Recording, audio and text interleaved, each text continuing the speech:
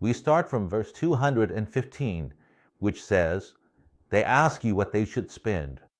Say, whatever you spend of good is for parents, relatives, orphans, the needy, and the traveler. And whatever good you do, indeed, Allah is knowing of it," the reason for the revelation. This verse, according to Al-Qurtubi, was revealed because a person named Amr ibn al-Jamu asked the Prophet, saying, "I have a lot of wealth. On what should I spend it?" So the verse was revealed, meaning that there was a divine response to the question of Amr ibn al-Jamu. Well, this verse was abrogated by the verse of zakat and established prayer and give zakat. Why? Because here, spending was just a gift, meaning you could give or not give, it was up to you. But zakat is an obligation. You must give it, you must pay it. This is the difference between spending and a gift, or between zakat. This is the difference between the two. Spending is non-obligatory, while zakat is obligatory, meaning you are going against a divine command if you do not pay it. In any case, Ali ibn Abi Talib, the third point in this verse is that Ali ibn Abi Talib saw it in another way. And Ali ibn Abi Talib, who is he, meaning he, used to say that they ask you what they should spend until the end of the verse. Ali ibn Abi Talib used to read it as, "and whatever they do, and whatever they do of good." For Allah is all-knowing of it, not like how we read it today in the verse. And whatever you do, just to show you the difference between the and the ta. And whatever you do, addressing you, and whatever they do, addressing them. Verse 216 says fighting is prescribed for you. Actually, here in 215, it's a topic about spending. 216 is a topic about fighting, a completely separate subject that has nothing to do with spending at all, by the way. So count with me. 215 is one topic. 216 is about fighting. And this topic of fighting will continue with us a bit until 217 or 218. And then we'll move on to another completely different topic to explore, where the thematic link between the verses is, just like we talked about last time. We had from 204 to 214, there were 5 completely separate topics. Here, it's the same thing. Keep that in mind. Anyway, fighting is prescribed for you, even though it is disliked by you. But it may be that you dislike something which is good for you, and that you love something which is bad for you. God knows, and you do not know. As we agreed, this is a new topic, unless there is a link between spending and fighting, which I don't see. Maybe in the comments and feedback, we can explore it together, or someone might kindly mention it. Al-Qurtubi says that this verse also has another reading. He says that there are people, but who these people are, we don't know. He didn't specify. Refer back to Al-Qurtubi's explanation of verse 216 from Surah Al-Baqarah, and you'll find what I'm saying. I'm not making this up or anything.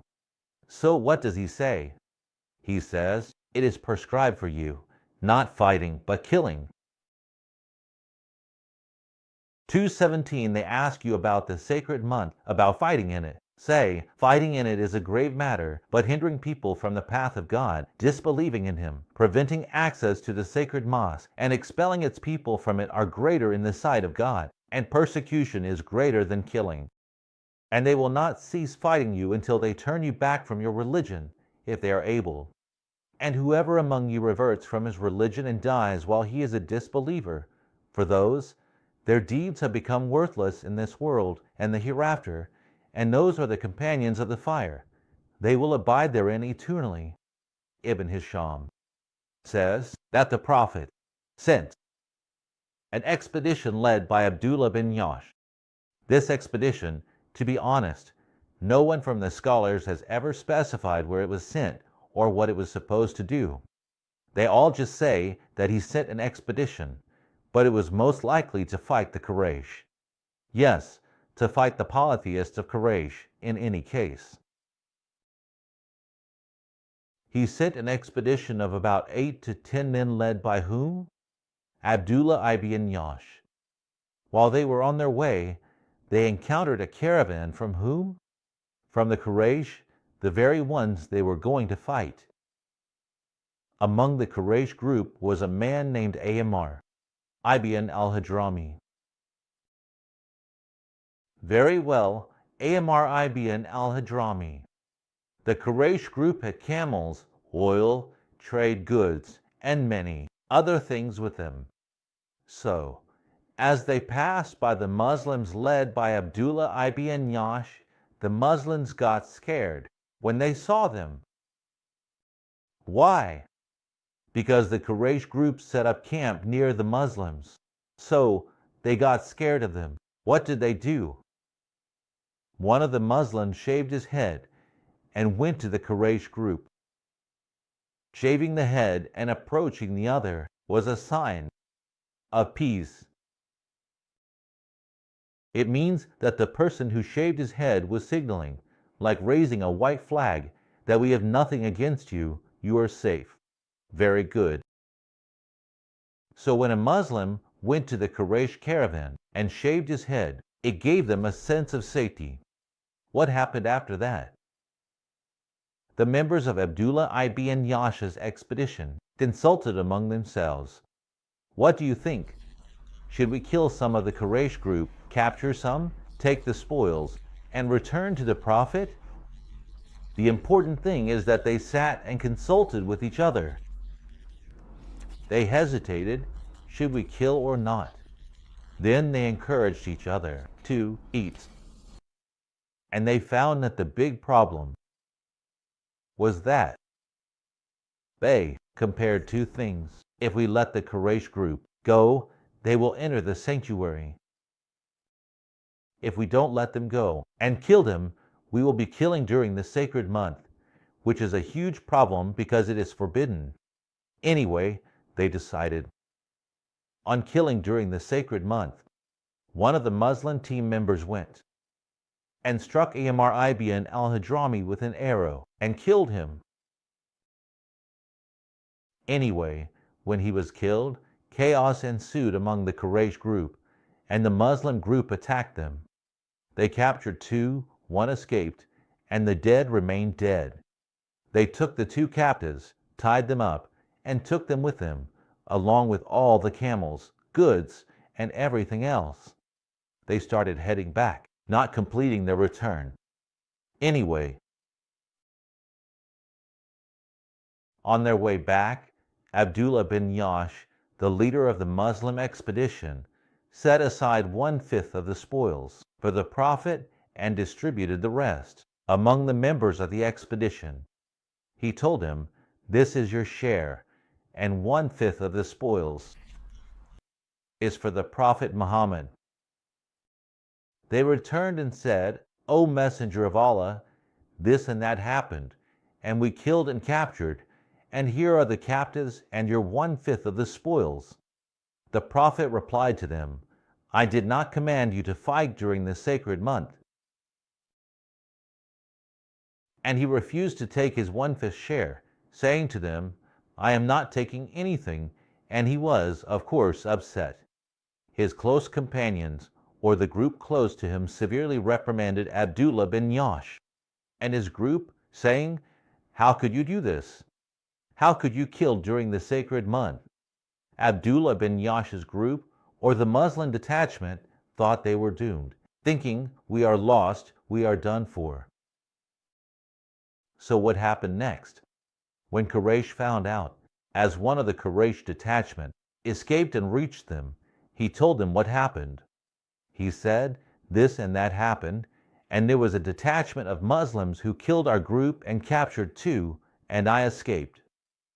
So Quraysh started talking about this incident, saying that Muhammad and his companions, they violated the sacred month, killed during it, shed blood, took wealth, and captured prisoners. The talk about this incident spread widely. So what happened is that the verse was revealed, the one we read, when the talk spread that you violated, you did, you killed, you captured, you took the spoils, you stole, and you did all of this. Then the verse was revealed. Go back to it, read it again. All right, what does the verse mean?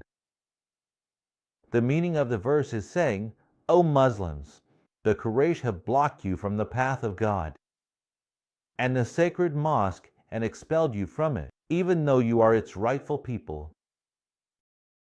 They were trying to turn Muslims away from their religion, trying to lead a Muslim away from his faith until they returned him to disbelief after he had been a believer.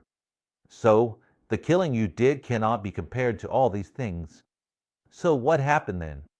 The Muslim prisoners, led by Abdullah bin Yash, were released. People felt very relieved, and they were in a state of distress. The verse alleviated this hardship and that distress very well. The Prophet took his fifth after the verse was revealed, and according to Ibn Hisham, it was the first, fifth in Islam. So which verse was revealed? And know that whatever you gain, indeed, for Allah is a fifth of it, and for the messenger. Is that clear? Very good. That's Al-Anfal 41. So when Abdullah bin Yash reserved the fifth for the Prophet, and the Prophet refused, and then the verse was revealed and the Prophet accepted, what do they say? They say, in the exact words of Ibn Hisham, Allah and His Messenger approved the action of Abdullah bin Yash and made it a practice for the nation until the day of judgment. In words, I am quoting directly from Ibn Hisham very well. Here, you notice that the divine revelation, or the Quran, occurred after the human action, meaning Allah approved, the fifth that Abdullah bin Yash himself determined. Allah codified it in a verse, so that it would become a practice for Muslims until the day of judgment, even though, of course, the Prophet passed away. So how would he take a fifth? How would it remain a practice until the day of judgment? If we were to gain something now, to whom would we give the fifth? It is said that the last part of this verse was abrogated. There is a disagreement, with some saying it was abrogated by the verse and fight the polytheists collectively, the verse I just read. It was abrogated by and fight the polytheists collectively, without mentioning whether it is during a sacred month or not. Fight them collectively at any time. So this abrogated that, which is in Surah at Tawbah 36. What does that mean? Thus, it became clear that fighting the polytheists during the sacred month was permitted. The second opinion suggests that it was abrogated by the Prophet's campaign during the sacred month, specifically his campaign against Thaqif, because the Prophet waged this campaign during the sacred month. This campaign abrogated that verse. These are two opinions, and you can choose either one. Verse 218 says, Indeed, those who have believed and those who have immigrated and fought in the cause of Allah, they hope for the mercy of Allah, and Allah is forgiving and merciful. When this verse was revealed, it relieved Abdullah bin Yash's distress, and the Prophet accepted the fifth from him, resolving his issue, and he became hopeful. So he asked the Prophet, O Lord, O Prophet of Allah, O Messenger of Allah, are we truly no longer sinful for killing Ammar bin al-Hadrami during the sacred month? And so, the story ended very well. He said, but we are hopeful for a reward. Isn't there, we want the reward for jihad. What we were involved in was jihad, not just to be exonerated from the sin of killing during the sacred month. No, we also want the reward for jihad. So the verse I mentioned to you was revealed. Indeed, those who have believed and those who have immigrated and fought in the cause of Allah, They hope for the mercy of Allah, and Allah is forgiving and merciful. So, verse 217 absolved them from the sin of killing, and verse 218 rewarded them for their jihad. Very well, here the truth is. What does it mean? They hope for mercy, with an open T in Arabic script. Why? I don't know. Let's go to 219. They ask you about wine and gambling. Say, in them is great sin and, yet, some benefit for people. But their sin is greater than their benefit. And they ask you what they should spend. Say, the excess beyond needs. Thus Allah makes clear to you the verses, so that you may reflect. The truth is, I want you to focus with me very much on this verse, because Ibn Kathir says verbatim. Imam Ahmad narrated from Abu Maysara from Umar ibn al-Khattab that he said, 1. O Allah, give us a clear explanation about wine. So the verse was revealed. Pay attention to the FAs. So the verse from Al-Baqarah was revealed. They ask you about wine and gambling, which we just read. Say, in them is great sin, and it was recited to Umar ibn al-Khattab. So Umar said, O Allah, give us a clear explanation about wine. And it was revealed and recited to Umar. Someone recited it to him. He said, the first thing I say. Then he said, you know I need something else. And he said, O Allah, give us a clear explanation about wine. So it was revealed. Pay attention after he said, O Allah, after he supplicated to Allah, after he asked from Allah. Umar asked Allah, saying, O Allah, give us a clear explanation about wine, and it was revealed. Also, pay attention to the FA, then, as the verse was revealed. The previous verse was from Al-Baqarah, and here the verse from An-Nisa was revealed. Very well. O you who have believed, do not approach prayer while you are intoxicated. It was recited to Umar like the previous one, and he said, O Allah, give us a clear explanation about wine, and it was revealed. The verse from Al-Ma'idah, O you who have believed, indeed, intoxicants, gambling, sacrificing on stone altars to other than Allah, and divining arrows are but defilement from the work of Satan, so avoid it that you may be successful. It was recited to Umar, and someone was reading it to him as well. When the reader reached, so will you not desist? Umar said, we desist, we desist.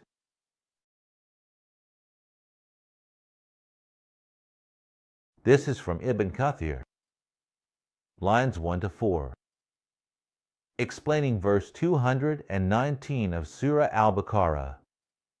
My question here is, did Allah reveal these verses to Umar ibn al-Khattab? Because the Prophet is not mentioned there. In all this dialogue that we mentioned from Ibn Kathir, the supplication and the plea saying, O Allah, give us a clear explanation about alcohol was from Umar ibn al-Khattab and not from the Prophet. The direct conjunction, then it was revealed, was specifically from Allah to Umar directly. And there was no mention of the Prophet in these 3 verses. So, did Allah reveal Quranic verses to Umar? This is a question because, keep in mind, Umar would say something, and Allah would reveal Quranic verses, exactly as Umar said them, word for word, without any addition or omission. So, did Allah reveal these verses to him? This is a question that needs an answer, definitely, in any case, because keep in mind that it was recited to him, and it was said that it was recited and then revealed, recited and then revealed. And this was accepted in any case. The last point about this verse is that Abdullah ibn Mas'ud's recitation of this verse was a bit different. So what did he say? The verse says, say, in them is sin. Here, I'm sorry, it says, say, in them is sin and benefits for people, but their sin is greater. That's what the verse says. But what does Abdullah ibn Mas'ud say? He says, say, in them is much sin, much. Not great as the verse says, but say, in them is much sin, and their sin is greater than their benefit. 220 says, in this world and the hereafter. And they ask you about the orphans. Say, improvement for them is best, and if you mix with them, they are your brothers. And Allah knows the corrupter from the reformer, and if Allah had willed, He could have put you in difficulty. Indeed, Allah is mighty and wise. In any case, I have a question about the ID because it means in the verse that came before, and they ask you about the... Here it says, and they ask you about the orphans. Exactly, they ask you, and they ask you. There is a hierarchy, a context, a connection, everything, and a thematic unity, everything. They ask you about this, say that. They ask you about this, the situation becomes this, exactly. But what is the grammatical position in this world and the hereafter before the phrase, and they ask you in verse 220? It says, in this world and the hereafter, and they ask you about the orphans. Who will they ask about what? I mean, if they were to ask about the orphans in this world, that's fine. But who will they ask about what? There is no question about the orphans in the hereafter because everything will be in God's possession. 221 is a new topic now. 221, we were talking about fighting, and they ask you about the orphans, and they ask you about wine, and things like that. This is a new specific topic. 221 is about not marrying polytheistic women until they believe. We have entered into the topic of marriage. This is the third topic. We are taking 10 verses from 225 to 225 and from 250 to 225 and the new topic. Do not marry polytheistic women until they believe, and a believing slave woman is better than a polytheist, even if pleasing. And do not marry polytheistic men until they believe, and a believing slave is better than a polytheist, even if pleasing. Those invite to the fire, but Allah invites to paradise and forgiveness by His permission, and He makes His signs clear to the people that they may remember. By His permission, He makes His verses clear to the people that they may be reminded. Wait, by His permission, and He makes His signs clear to the people that they may remember. This is a completely new topic, and very simply, Al-Sayudi says that this verse was revealed about a man named Marthad ibn Marthad, meaning the son of Marthad al-Ganawi. This Marthad al-Ganawi asked the Prophet for permission to marry a very beautiful woman named Anat. She was beautiful and all, so this verse was revealed. But this woman was a polytheist, so the verse was revealed telling them not to marry polytheist women. In any case, another opinion says that the verse was revealed about a man named Abdullah ibn Raha. Abdullah ibn Raha had a mother named Sauda. He had a black slave woman and said to the Prophet, O Prophet of God, O Messenger of God, this slave woman fasts and prays, and she testifies that you are the Messenger of God. So the Prophet replied to Abdullah, saying, O Abu Abdullah, she is a believer, meaning she prays and testifies that I am the Messenger of God. She is a believer. The man replied and said, by the one who sent you with the truth, I will free her and marry her. All right, so naturally, people criticized him, saying, how could he marry her? This wasn't customary for them, nor was it something they were used to. So how could this happen? The important thing is that a verse was revealed. It was revealed once for Ibn Marthad al-Ganawi, according to one opinion, and the other opinion is that it was revealed for Abdullah bin Raha. One was marrying a polytheist, and the other was marrying a slave woman. They differed on this matter. In the interpretation of this verse, some of them said that God prohibited marrying polytheist women in Surah Al-Baqarah, and then it was abrogated by a verse in Surah Al-Ma'idah. Right? And when it was abrogated, marriage to women of the book meaning Christians or Jews, was permitted. Right? There are other people who said that the second opinion is that the verse in Al-Baqarah abrogated the verse in Al-Ma'idah. The verse in Al-Baqarah that we have here is the one that abrogated the verse in Al-Ma'idah. The third opinion said no, it's impossible. It's impossible for the verse in Al-Baqarah to abrogate the verse in Al-Ma'idah because the verse in Al-Ma'idah was revealed after Al-Baqarah. Supposedly, if something is to be abrogated, the latter should abrogate, not the former. 222. New topic. They ask you about menstruation. Say, it is harmful, so avoid women during menstruation, and do not approach them until purified. And when they have purified themselves, then come to them from where Allah has commanded you. Indeed, Allah loves those who are constantly repentant, and loves those who purify themselves. In fact, the Jews were the reason for the revelation of the verse. When a woman was menstruating, the Jews would not approach her at all, meaning they wouldn't eat with her, or sit with her, or anything. So, the companions of the Prophet asked him about the situation, and then the verse was revealed. This is the first reason for the revelation. The second reason for the revelation involves the Bit and Dada. The Bit and Dada asked the Prophet about having intercourse during menstruation. He asked him, when a woman is menstruating, should I have intercourse with her, or what is the situation? So, the verse was revealed to address this matter. Of course, where is this information found? It is found in Al-Suyuti, Jalal al-Din Al-Suyuti, on page 43, for those who might be interested in searching and researching such thing. 223, we're almost done with it.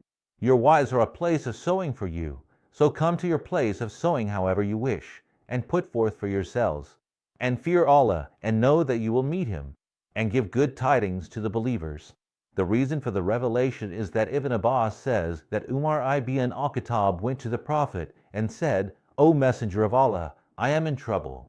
The Prophet asked him, what is your problem? He replied, I am ruined. I am ruined. They asked, what ruined you? He said, I changed my saddle last night. I changed my saddle last night simply means, because these videos enter homes and people watch them, that I did not have intercourse with my wife in the designated place for intercourse, but in another place. The verse was revealed to respond to Omar, because it was necessary to reply to him. It says, your wives are a tilth for you, so go to your tilth as you will. This is also mentioned in Ibn Kathir, page 224. And do not make Allah an obstacle to your oaths, that you may act righteously and fear Allah and make peace among people. And Allah has peace upon you. Pay attention here. This is entirely new. Now it's about righteousness and oaths. And do not make Allah an obstacle to your oaths. This is completely new, a topic that has nothing to do with menstruation, fighting, spending, or anything else. Very well. Who was this verse revealed for? Of course, the previous verse we mentioned was about Omar ibn al-Khattab when he went to the Prophet and said he made a mistake last night and asked for a solution. The verse was revealed in response. Anyway, on page 224, it mentions Abu Bakr al-Siddiq. 20. Abu Bakr al-Siddiq. Yes. He swore that he would not spend on Mista, a man named Mista. Mista was talking about Lady Aisha during the incident of the slander, spreading rumors and saying she did this and that.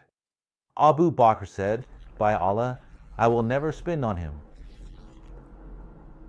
I don't know what his circumstances were, whether he was unable to support himself. It wasn't mentioned in the conversation, but that's what happened. So of course, the verse was revealed to him. And do not make Allah an excuse in your oaths. 2:225. I'm sorry for the lengthy explanation. Allah will not call you to account for thoughtlessness in your oaths, but for the intention in your hearts. And Allah is forgiving, forbearing. Just like someone who swears that they will drink alcohol, saying, by Allah, I will drink alcohol, of course meaning, or by Allah, I will sever family ties, meaning all these things. If you abandon these actions, like quitting alcohol, or stopping the severance of family ties, maintaining family connections, or all that, it's much better. You don't have to pay any expiation or anything. Even if you swore, you can retract your oath and stop drinking alcohol if you swore to drink alcohol, saying, by Allah, I must drink alcohol. Then just don't drink alcohol, and your oath doesn't require expiation. That's it for this episode. Thank you all very much.